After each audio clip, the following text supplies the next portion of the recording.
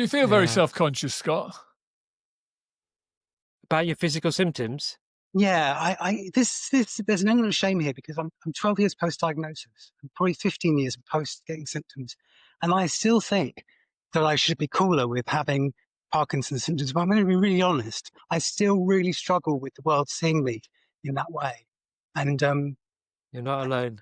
yeah, and I guess I have to say also that sometimes the words that are used in the Parkinson's community and chronic illness community, words like fighter, warrior, they make people like me feel even worse because I don't feel like a fighter. I don't want to fight, Yeah. just be pretty content. So I know they're great words for motivation. They're really good. But they can also be words that can isolate some from from the general I'd goal. agree. I'd agree, yeah. How would you describe where you are at the moment? I would say that my condition has definitely progressed last year. It's kind of taken quite a progression. I've got the kind of medieval DBS from 2018, but I just so lucky. I'm so fortunate.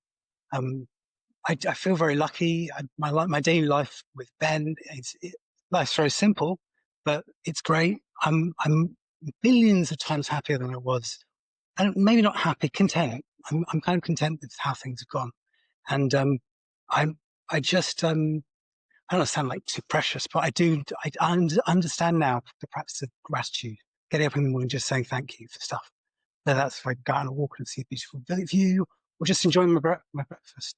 And definitely the one thing I want to say is if anyone's listening to this and they're single, or if they're not single, and they're feeling kind of isolated and they're feeling really down about having Parkinson's or just being diagnosed, I'm kind of living proof that things can really change. The first 8 years, the first 5 years rather, were absolute hell on earth for me. Not exaggerating it. And if you said to me then that I'd be sat here now talking this openly about, I would have just laughed you out the room. So you never know what's around the corner. You never know what's around. And stick around and see what happens. Wonderful. Wonderful.